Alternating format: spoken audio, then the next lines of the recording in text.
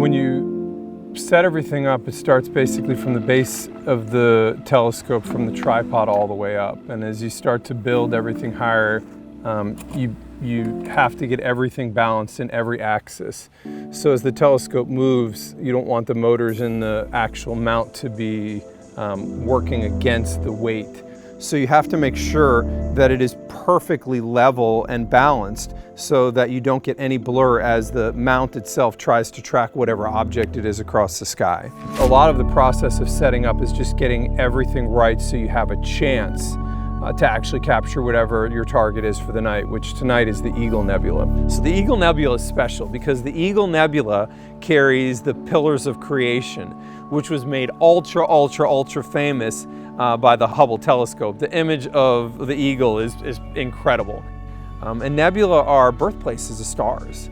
So it's just, they exist within our galaxy, which is the Milky Way, but they're some of the most vibrant colors that you can see in the sky. And like I said, I've never seen the Eagle Nebula, and I really wanted to make a go at it. So as someone that's loved meteorology my whole life, it's basically I've always been interested in the kind of look up part of Earth and what surrounds it. Topsail Beach here in North Carolina. And so I made a career out of meteorology, and then I was always curious what lies beyond our atmosphere. And that was kind of where I thought that I would try to get a telescope. For me, it was COVID and being kind of at home a lot more that spurred on was kind of the drive for me to actually make the jump into maybe making the stream into somewhat of a reality. You know, the interesting thing is, as I look through my life, I see the things that I've really enjoyed. You know, I was a storm chaser many years ago in college. It's huge! Unbelievable! I love scuba diving. Now, what's the kind of constant in there? It's a camera. I think that's the craziest thing about this hobby is you just are constantly blown away. Everything you target, but when you actually really see it and you're the one capturing it, it is very powerful for you. So we can see, I'll see if we can see anything yet. Once we get it polar aligned, it could find the moon, which is pretty easy, but it could find Neptune, which is a little tiny aqua dot in the sky, or it could find a galaxy that's you know, a couple of billion light years away. And that's all because it has to know exactly where the North Star is located. When I was a kid, I used to just point up at the sky and just talk about the clouds. And then as I started to get a little bit older, I was the kid that was sitting out on the front porch watching thunderstorms move through. And I think that just kind of goes back to my fascination. I find weather in particular so incredibly fascinating that I just want to share that.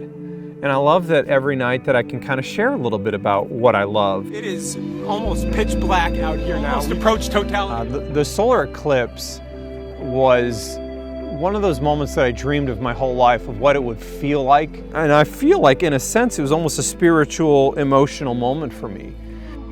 We're in totality! We're in totality! It's just one of the most awe-inspiring things that I have ever seen. That is remarkable. And I remember, I've dreamed about some of this stuff. For me, I always wanted to see another galaxy. And Andromeda is one of our sister galaxies. And I remember the moment I captured Andromeda and saw it for the first time, I felt like I felt when I saw the total solar eclipse. I felt like it was emotional.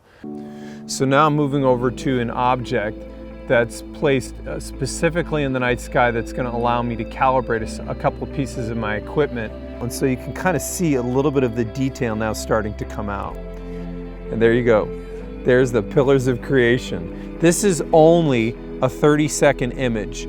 If I was to take this up to 180 seconds, which we're going to make it longer, the details would become more and more sharp. And you can see even to the point that the little ones that are next to each other are resolved very well. You can see there's a lot of dense stars in the core of the nebula because it's a birthplace for stars. I'll collect about 60 frames of data and images tonight, and then after tonight's over and I tear the telescope down, I'll put that all together and create the final image.